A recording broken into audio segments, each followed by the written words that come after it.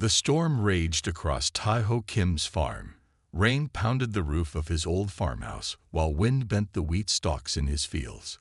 Lightning flashed, illuminating the night sky for brief moments. During one such flash, Tai-ho noticed something strange through his kitchen window. A smoking object in the middle of his wheat field. "What on earth?" he muttered, wiping condensation from the glass to get a better look. Another lightning strike revealed a metallic pod, about the size of a small car, with strange glowing symbols etched into its surface. It hadn't been there earlier in the day when he'd checked his crops. Tai-ho hesitated only briefly before grabbing his heavy raincoat from the hook by the door. Whatever had crashed in his field might be dangerous, but his curiosity won out. He pulled on his boots, grabbed a flashlight from the drawer, and stepped out into the howling storm. The rain beat against his face as he trudged through the mud toward the mysterious object. His wheat crop would likely suffer damage from both the storm and whatever had landed in it, but that concern seemed distant now as he approached the pod. Steam rose from the metal surface, which hissed as raindrops hit it.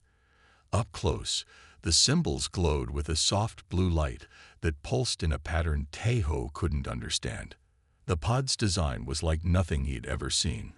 Smooth, without seams or rivets, as if formed from a single piece of metal. Tai-ho circled the object cautiously. On the far side, he discovered the pod had split open, revealing a cushioned interior. His flashlight beam caught movement inside, and he froze. A figure lay there, partially hidden in shadow. Tai-ho inched closer, his heart pounding. The beam of light revealed what appeared to be a woman, unconscious among blinking controls and torn padding. At first glance, she looked human, slender build, humanoid face, wearing a tight-fitting suit made of some shimmering material. But as Tai-ho looked closer, he noticed differences. Her skin had a subtle lavender tint to it, and her features, while beautiful, seemed slightly off. Cheekbones too sharp, nose too small. "Hello," Tai-ho called over the storm. "Can you hear me?" The figure stirred. Her eyes fluttered open, and Tai-ho gasped. They reflected his flashlight beam like a cat's eyes would, glowing briefly before adjusting. They were large, with irises of deep violet. "Are you okay?" Tai-ho asked, rain dripping from the brim of his hat. The woman's mouth opened, but instead of words, she produced a series of clicks and whistles. A small device at her throat sparked, and then broken phrases emerged. "Help," "danger," "cycle beginning." Her voice sounded mechanical, processed through whatever translation device she wore. Then her eyes rolled back, and she collapsed again. Tai-ho didn't hesitate. Whatever she was, she needed help. He reached into the pod and carefully lifted her out. She was lighter than he expected, despite being about his height. Her body radiated unusual heat, which he could feel even through his rain-soaked clothes. "I've got you," he said, though he wasn't sure she could hear him.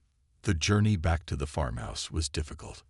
The mud sucked at Tai-ho's boots, and the wind tried to push him off course. The alien woman remained unconscious in his arms, her breathing rapid and shallow. The strange heat from her body increased with each minute. Finally, Tai-ho pushed through his front door, bringing a gust of wind and rain with him. He kicked the door shut behind them and carried the woman to his couch. Under the warm light of his living room, he could see her more clearly. Her lavender skin had subtle patterns that seemed to shift slightly, like ripples on water. Her hair, which first appeared black, had deep purple undertones when the light hit it just right. The suit she wore seemed to be both clothing and equipment, with small blinking lights near her collar and wrists. The device at her throat occasionally sparked and emitted soft peeps. Tai-ho guessed it was some kind of translator that had been damaged. He gently placed a blanket over her and checked for obvious injuries. Finding none, he went to fetch towels to dry her off and a first aid kit, just in case. What am I supposed to do with an alien? He wondered aloud as he rummaged through his bathroom cabinet. Tai-ho lived alone on this farm, miles from his nearest neighbor. The nearest town was a 30-minute drive, and that was in good weather. In this storm, it would be impossible to reach help quickly. When he returned to the living room, the alien woman was stirring again. Her eyes opened fully this time, and she tried to sit up. "Easy there," Taiho said, rushing to her side. "You're safe now." The woman looked around frantically, taking in the unfamiliar surroundings. Her hand went to the device at her throat, adjusting something. "Where am I?" The translation was rough but understandable. "You're in my farmhouse. I found you in a crashed pot in my field," Taiho explained, speaking slowly and clearly, hoping it would help the translation. "My name is Taiho Kim." The woman nodded slightly. Thank you." She pressed a hand to her forehead. "Ship attacked. Had to escape." "You're hurt?" Taiho asked, offering her a glass of water. She took the glass with a trembling hand, but didn't drink. Instead, she studied it carefully before setting it down. "Not injured, but problem." Her skin rippled with a darker purple pattern that spread across her cheeks. "My cycle beginning." "Cycle?" Taiho asked, confused. The translator sparked again, and the woman winced. "Biological. Necessary. My species." The device gave out with a small pop, and she sighed in frustration. Taiho noticed her temperature seemed to be rising even more. Her skin glistened with a light sheen that wasn't just rainwater. Whatever cycle she was talking about appeared to be affecting her physically. "Rest now," he said, gesturing for her to lie back down. "We can figure this out when the storm passes." The alien woman nodded gratefully and settled back onto the couch. Her eyes, those strange violet cap-like eyes, studied Taiho with a mixture of wariness and hope. Taiho moved to the kitchen to make some tea, his mind racing with questions. He had no idea that the being he'd just rescued was entering the early stages of her species' biological mating cycle. He didn't know that such cycles were serious medical events for her kind, requiring specific environments and care. And he certainly didn't realize what challenges the coming days would bring as he unwittingly became caretaker to an alien diplomat in the midst of her most vulnerable time. Outside, the storm continued to rage, hiding the crashed pod from any curious eyes that might have otherwise spotted it.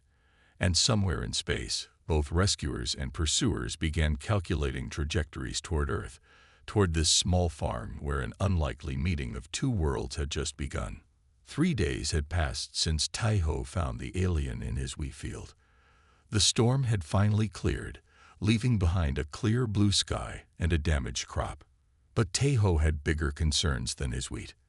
The alien woman had spent most of the first day sleeping on his couch, her body temperature fluctuating wildly. Sometimes she burned so hot that Taiho worried she might catch fire. Other times, she shivered despite the blankets he piled on her. By the second day, she was awake and alert, though communication remained difficult. Her translation device worked only in short bursts before failing. She had managed to convey that she came from a distant world and that her ship had been attacked, forcing her emergency landing on Earth. Now, on the third morning, Taiho brought her a tray with rice, eggs, and tea. She sat cross-legged on the couch, examining a clock she had taken from his wall with intense interest. The alien looked up as he entered. She had become more comfortable in his presence, though she still watched him with those strange violet eyes whenever he moved around the room. She tapped at the device on her throat, which emitted a soft hum. Then she pointed to herself. "Ne Young," she said clearly. Taiho blinked in surprise.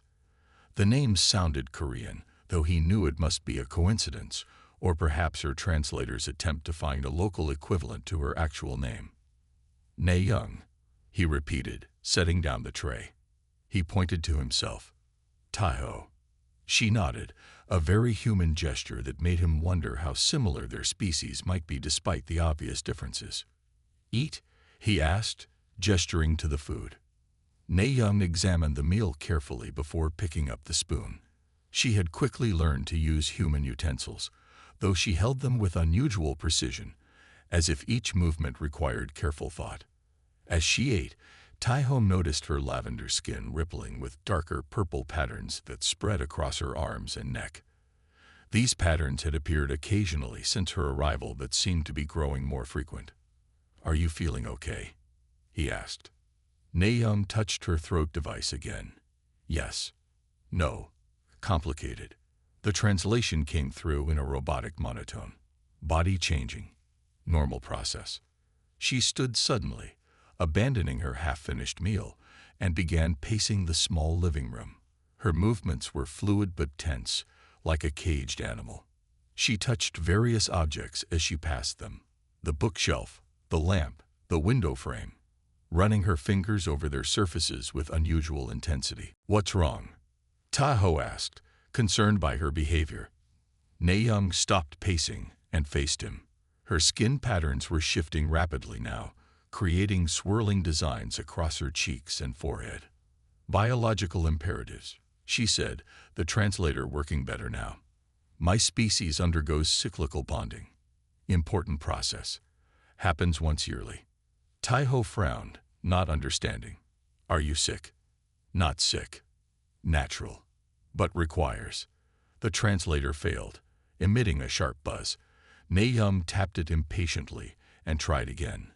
"Requires specific conditions." She moved to the kitchen window and looked out at the farm. The sun reflected off the distant pond, and birds circled above the tree line. "Your world is beautiful," she said unexpectedly. "Different atmosphere, different light, affecting my cycle." "What cycle?" Taiho asked, following her to the window. Nayoung turned to face him. He noticed her temperature seemed to be rising again. He could feel heat radiating from her even standing a few feet away. "Need, specific environment," she managed, her voice strained. Her skin now glowed faintly, the purple patterns becoming more pronounced. "Annual cycle. Not dangerous. But..." The translator sparked loudly and went silent. Nayoung made a sound of frustration, a trilling noise unlike anything a human could produce. She tried adjusting the device, but it remained dead.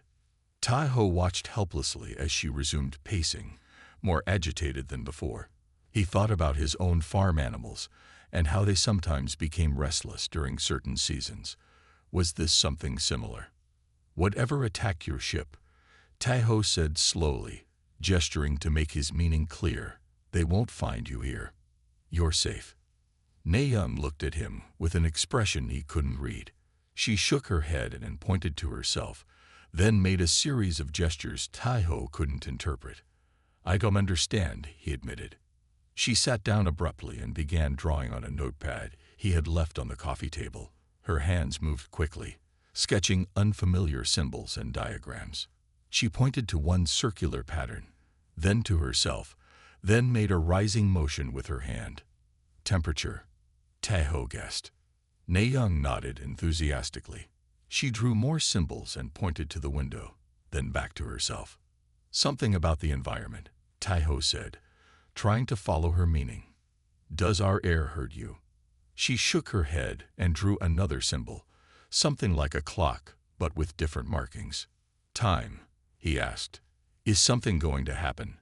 Nayoung nodded again, then pointed to herself and made a rippling motion with her hands. Taiho studied her drawings, wishing he could understand. Was she warning him about something? Did she need to leave by a certain time? Or was she trying to explain her condition? Nayoung suddenly stood and walked to the kitchen sink.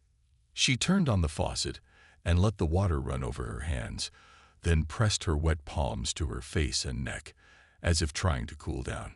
"Are you too hot?" Taiho asked, moving toward the thermostat. "I can make it cooler." Nayoung watched him adjust the temperature control with interest. When cool air began flowing from the vents, she moved to stand directly beneath one, closing her eyes in apparent relief. Taiho retrieved a fan from his bedroom and set it up for her as well. She smiled at him, a surprisingly human expression that transformed her alien features into something almost familiar. For a moment, they stood in silence, the only sound the soft whirring of the fan. Then Nayoung's skin rippled again, more intensely than before, and she winced. "Can I help?" Taiho asked, feeling useless. Na-young reached out and briefly touched his arm, the first time she had initiated physical contact. Her fingers were surprisingly soft, but very warm. She quickly withdrew her hand and moved away, as if the touch had triggered something unexpected. Taiho watched as she resumed her pacing, occasionally stopping to press her hands against the cool glass of the windows. Whatever was happening to her, he couldn't shake the feeling that it was getting worse. But with her translator broken, and the language barrier between them, he had no way of knowing what she needed. Outside, in the bright morning sunshine, a small drone hovered at the edge of the property, its cameras focused on the farmhouse. Neither Taiho nor Na-young noticed it recording their movements through the kitchen window before flying away toward the distant hills. The second week brought changes to Taiho's quiet farm life. After several days of frustrating attempts at communication, Na-young's translator finally began working properly. She had managed to repair it using parts from a radio Taiho rarely used. One morning, as Taiho made breakfast, Na-young sat at his kitchen table with a cup of water. Her skin patterns had grown more pronounced, shifting from light lavender to deep purple in wave-like motions across her arms and face. "Thank you for your patience," she said, her voice now coming through the translator smoothly. "I can explain better now." Taiho set down plates of scrambled eggs and toast. He had learned that she could eat most human foods, though she preferred them plain and unseasoned. "I'm glad we can talk properly," he said, sitting across from her. "There's so much I want to know." Na-young nodded. "I should start with who I am. I serve as a diplomatic envoy for my people, the Hwari. We come from a star system you would call." The translator made a strange sound, then continued, "There is no direct translation. It is approximately 22 of your light years away." Taiho tried to absorb this information. "You're a diplomat, like an ambassador." "Similar, yes.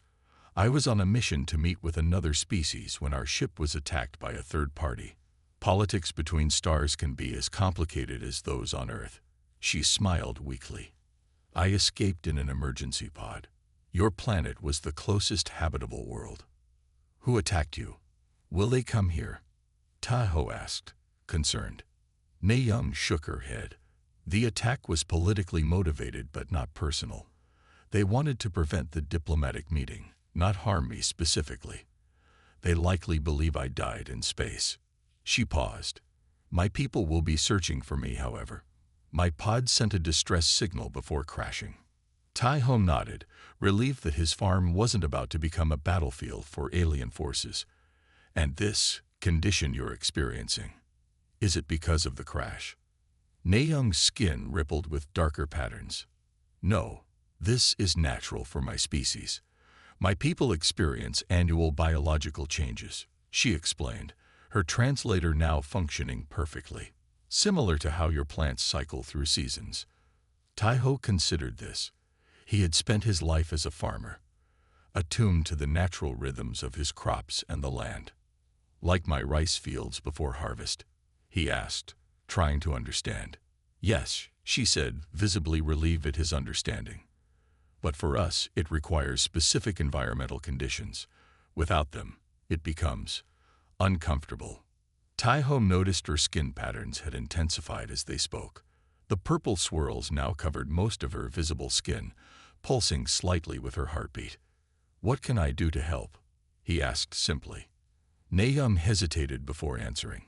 "The temperature must be precisely regulated. Certain minerals must be consumed. And," she paused, seeming to search for the right words, "proximity to another living being helps stabilize the process." Taiho nodded, understanding this was a medical necessity, not an intimate request. "I'll help however I can," he said. The relief on her face was immediate. "Thank you. Most species find our biological cycle strange or uncomfortable to discuss. I've raised animals and grown crops my whole life," Taiho said with a shrug. "Natural processes don't embarrass me." Later that day, following Na-young's instructions, Taiho adjusted the house temperature to precisely 22 degrees Celsius. He collected soil samples from different parts of his farm, which Nayoung tested using a small device from her escape pod. "This area has the minerals I need," she said, pointing to a spot near the small stream that ran through his property. Taiho collected a bucket of soil from there, and Nayoung mixed small amounts of it with water, drinking the mixture throughout the day. By evening, her condition had improved slightly, but she still moved restlessly around the house. The purple patterns on her skin would occasionally flash brighter, and she would stop whatever she was doing, eyes closed, until the moment passed. "Is there anything else we can do?" Taiho asked as they sat in the living room after dinner. "On my world, we have special chambers for this cycle," Nayoung explained. "They create a specific atmospheric pressure and light frequency that eases the process." She looked around the simple farmhouse. "But we can improvise." She asked for several blankets, which Taiho provided. Nayoung arranged them in the corner of the living room, creating a small enclosed space. "The pressure helps," she explained. "And if you don't mind, having another living being nearby stabilizes the hormonal fluctuations." Taiho nodded. "I can sleep on the couch near your nest." Nayoung smiled at his choice of words. "Thank you. It is not unlike a nest, yes." That night, Taiho lay on the couch while Nayoung settled into her blanket arrangement nearby. The soft glow from her skin provided enough light to see her outline in the darkness. "May I ask you something?" Taiho said quietly after they had been silent for a while. "Of course. Why did your translator give you a Korean name?" "Nayoung is a common name here." She made a soft sound that he had come to recognize as laughter. "It didn't. That is my name in your closest pronunciation. Names carry power in many cultures, including mine. When we first meet someone, we offer our name in their language as a gesture of trust." "That's a beautiful tradition," Taiho said, touched by the explanation. "In my language, my name means one who travels between stars," she continued. "What does your name mean?" "Great Lake," Taiho replied, "though I've never lived near one." They fell into comfortable silence. Taiho found himself wondering about her world, trying to imagine what life among the stars might be like. After a while, he noticed Nayoung's breathing had become shallow and rapid. "Are you all right?" he asked, sitting up. "The cycle is intensifying," she said, her voice trained. "On my world, family members would be present, sharing stories to provide distraction." Taiho moved to sit on the floor near her nest, keeping a respectful distance. "I can tell you stories about Earth if you'd like." In the dim purple glow, he saw her nod. "I would appreciate that very much." So Taiho began to talk, telling her about growing up on the farm, about Korean seasons and festivals, about the time he had gotten lost in the forest as a boy and spent a night beneath the stars. He spoke about his parents who had passed away years ago, leaving him the farm, and about his decision to live simply despite the changing world around him. As he spoke, he noticed Nayoung's breathing gradually steadied. The intense glow of her skin patterns dimmed to a softer pulse. Whatever effect his presence was having seemed to be working. "Your voice has a calming resonance," she said when he paused. "On my world, this would be considered a great gift." Taiho smiled, unexpectedly pleased by the compliment. "On Earth too, sometimes." Outside the farmhouse, the night was quiet except for the occasional hoot of an owl. Inside, an understanding was growing between two beings from different worlds, one that transcended the vast differences in their biology and culture. In that simple farmhouse, they were finding common ground in the universal language of compassion and respect. Nayoung's cycle would continue for several more days, but now they had established a routine, a way to manage it together until her people could find her. And in the process, Taiho realized he was learning as much about the stars as she was about Earth. "Tomorrow," he said as Nayoung's eyes began to close with exhaustion, "I'll show you how we plant rice seedlings. The fields are ready for the new season." "I would like that very much," she murmured, her translator growing quiet as she drifted to sleep. Tae-ho returned to the couch, listening to the soft sounds of her breathing and watching the gentle purple glow pulse with her heartbeat. It struck him how quickly the extraordinary could become ordinary when faced with an open mind. A week ago, aliens had been the stuff of movies. Now, one slept peacefully in his living room, and it somehow felt right. Time passed quickly on the farm as Tae-ho and Nae-young settled into a routine. 3 weeks had gone by since the alien diplomat had crashed in his wheat field. The intense phase of her biological cycle continued, but they had found ways to manage it together. Tae-ho had transformed his simple farmhouse according to Nae-young's guidance. The living room now featured carefully arranged humidifiers that maintained exact moisture levels. The windows were covered with special filters Nae-young had fashioned from materials in her escape pod, adjusting the sunlight to frequencies more comfortable for her biology. Every morning, Tae-ho collected specific soil samples from different parts of his land. Nae-young had taught him which areas contained the minerals her body needed. He would mix these with water in precise measurements, creating drinks that helped ease her symptoms. The iron content in this part of your farm is remarkably similar to my homeworld, Nae-young observed one morning as Tae-ho brought her the daily mineral mixture. Her English had improved dramatically as she learned from Tae-ho and from the books on his shelves. Her skin still rippled with purple patterns, but she had gained better control over the process. The patterns now shifted in more orderly waves rather than the chaotic flashes of the early days. "How are you feeling today?" Tae-ho asked, sitting across from her at the kitchen table. "Better," she said. "The cycle is progressing normally now, thanks to your help." Tae-ho smiled.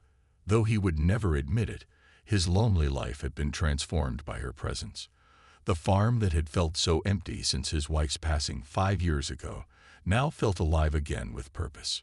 In the afternoons, when her symptoms allowed, Nae-young would join Tae-ho in the fields. She was fascinated by earth agriculture and asked endless questions about his farming techniques. In return, she told him about HFY botanical sciences and how her people grew food in complex vertical systems that maximized limited space on their crowded world. "Your planet has so much open land," she marveled as they walked along the edge of his rice paddies.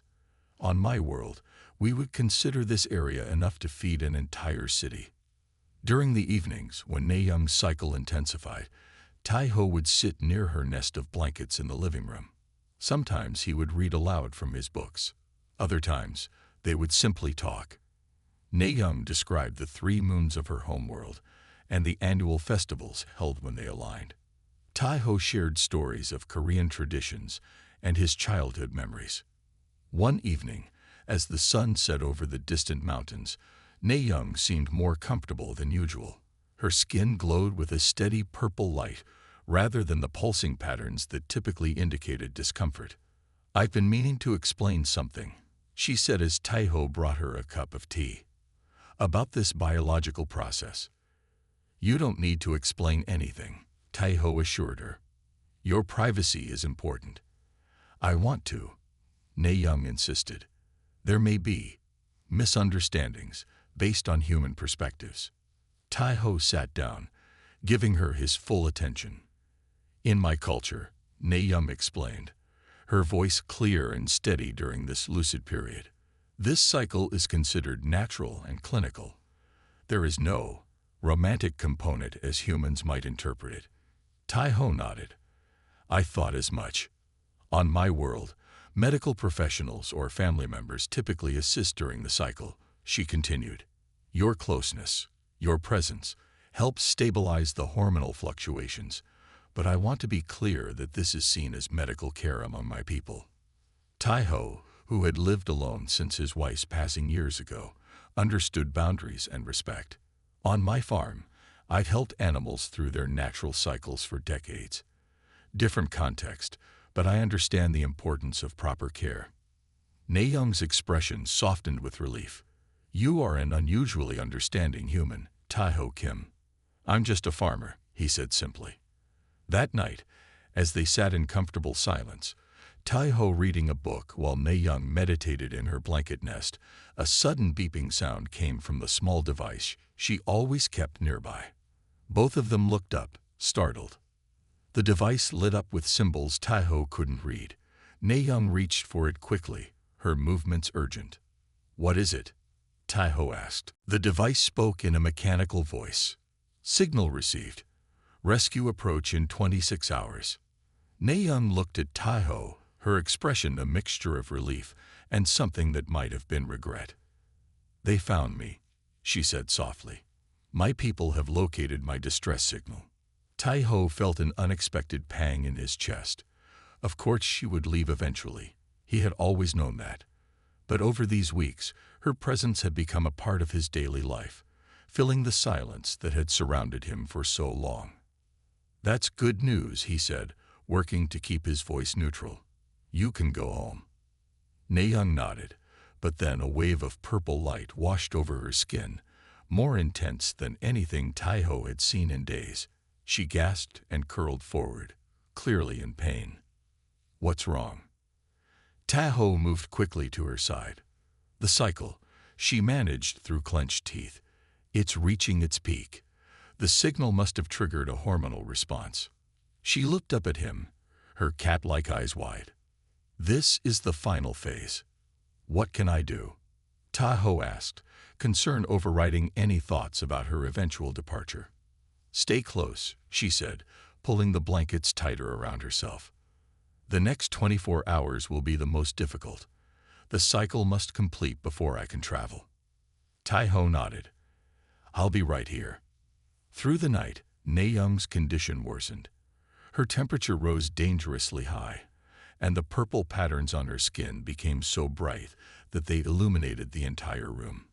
Tai-ho followed her instructions precisely, adjusting the humidifiers, preparing special mineral mixtures, and placing cool cloths on her forehead when the heat became too intense. "They're coming," she said weakly during a brief moment of clarity. "But the cycle must complete first." "Don't worry about that now," Tai-ho said gently. "Focus on getting through this." Dawn broke with Na-young still in the grip of her biological cycle. Tai-ho, who hadn't slept, watched the sunrise through the filtered windows and wondered what would happen when her people arrived. Would they be angry that a human had cared for her during this private time? Would they take her away immediately, leaving him with nothing but memories of these strange, remarkable weeks? Outside, birds began their morning songs, unaware that visitors from another world would soon arrive. In the distance, Tai-ho's crops swayed in the gentle breeze, the rhythm of earth continuing as it always had. Inside the farmhouse, an alien diplomat and a solitary farmer faced the approaching end of their unexpected time together. Both changed in ways neither had anticipated when a smoking pod crashed in a wheat field under a stormy sky. The morning sun had just risen over the eastern hills when Na-young's cycle finally completed. The intense purple glow that had covered her skin for weeks faded to her natural lavender tone. Her breathing, which had been shallow and rapid during the night, returned to normal. She opened her eyes and smiled weakly at Tai-ho, who sat nearby, exhausted from his night-long vigil. "It's finished," she said simply. Tai-ho, fighting sleep, nodded. "How do you feel?" "Renewed," Na-young replied, sitting up slowly. "The cycle brings pain, but also clarity and strength afterward." She looked toward the window. "My people will arrive soon." As if summoned by her words, a low humming sound filled the air. Tai-ho moved to the window and pulled back the special filters they had installed. In the clear morning light, he saw something that made his heart skip: a large silver vessel descending from the sky. Unlike Na-young's small escape pod, this ship was massive and elegant. It moved with impossible grace, making almost no sound as it lowered itself into the open area beside Tai-ho's barn. The crops beneath it bent gently in the downdraft, but remained undamaged. "They're here," Tai-ho said, his voice barely above a whisper. Na-young stood, smoothing the simple earth clothes Tai-ho had given her weeks ago. "I should greet them. Will you come with me?" Tai-ho hesitated. Are you sure it'll welcome a human? You saved my life, Ne Young said firmly. They will honor you. Together, they walked out of the farmhouse into the bright morning. The ship had settled perfectly on the ground, its silver surface reflecting the sunrise in rainbow patterns. A doorway appeared in its side, seeming to melt away rather than open mechanically. 3 figures emerged, each with the same lavender skin as Ne Young, but with different patterns and features. They wore fitted garments that seemed to shift colors with their movements. All 3 had the same cap-like reflective eyes, though in varying colors, one gold, one green, one deep blue. The tallest of the 3 stepped forward, speaking in the same clicking language Taeho had first heard from Maedong. A device at the alien's throat, more advanced than Ne Young's damaged translator, converted the sounds to perfect English. Diplomat Maedong, we have been searching for you since the attack. The entire diplomatic court feared you lost. The tall alien's eyes shifted to Taeho. You have found shelter with this earth being. Ne Young bowed slightly to her people, then gestured to Taeho. This is Taeho Kim. He found me when my pod crashed and has cared for me through my entire biological cycle. All 3 visitors froze, their skin patterns rippling in what Taeho now recognized as surprise. Impossible, said the eldest through the sophisticated translator. She survived a full biological cycle without proper facilities. Ne Young, her color returned to normal, stood proudly beside Taeho. This human understood enough about natural cycles to help me through it. His knowledge of Earth's agricultural patterns gave him unique insight into biological rhythms. The second alien stepped forward. This one wore symbols that Ne Young had once explained indicated medical training. I must examine you immediately, the doctor said. A full cycle without support systems could cause lasting damage. Ne Young agreed to the examination.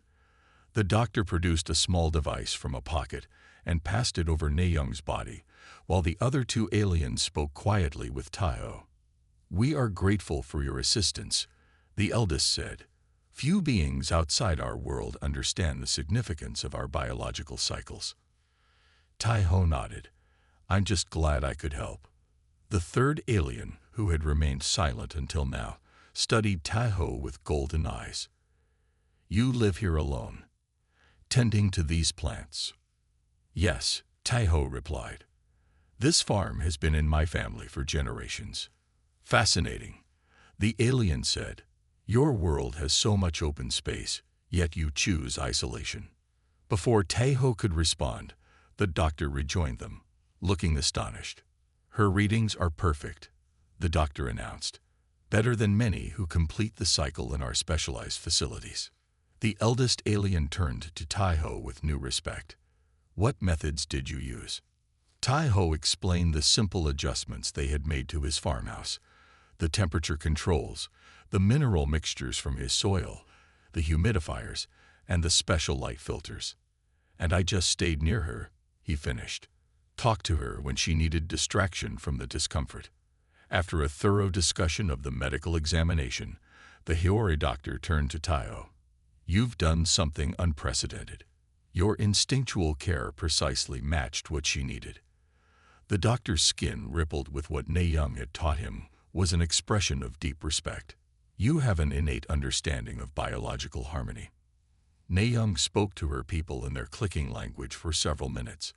Though Taeho couldn't understand the words, he could tell from their expressions and skin patterns that they were impressed by whatever she was telling them. Finally, the eldest turned to Taeho. Diplomat Ne Young has made a formal request. Our council must consider it, but I believe it will be approved.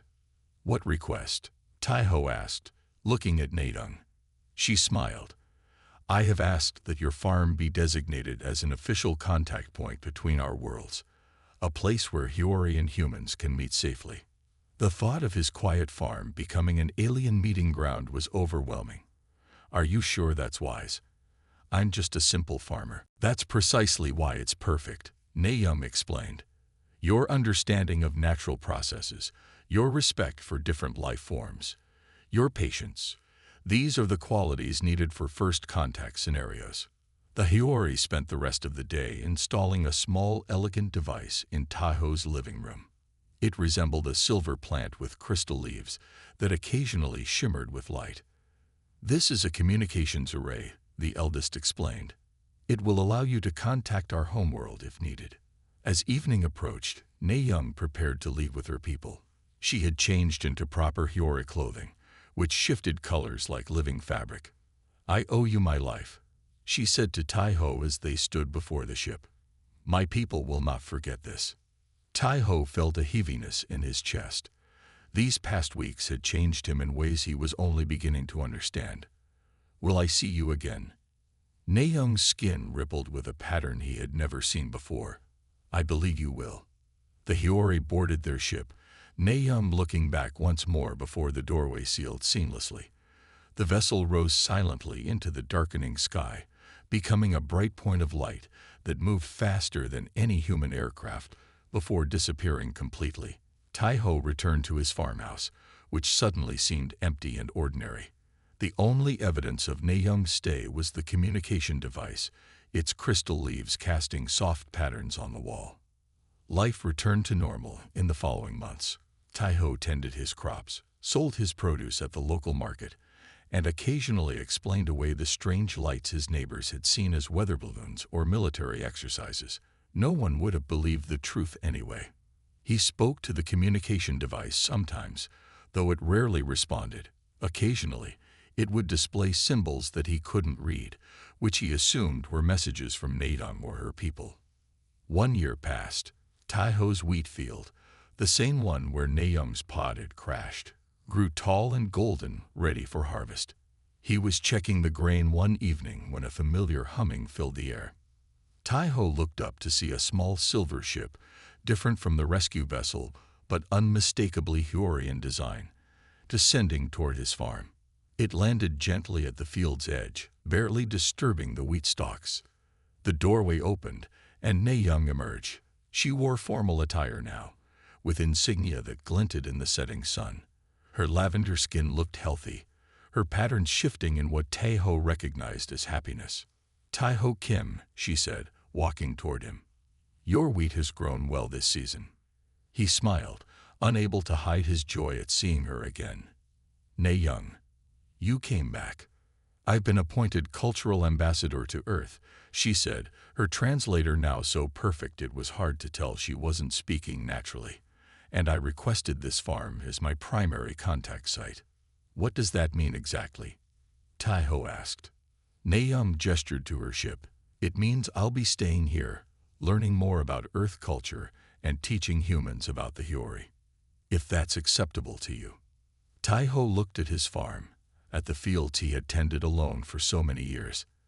He thought about the weeks he had spent helping Young through her cycle, the conversations they had shared, the understanding that had grown between them despite their differences. "More than acceptable," he said simply. As the sun set over Taiho's farm, an alien diplomat and a human farmer walked side by side through the golden wheat field, two beings from different worlds finding common ground beneath the same sky.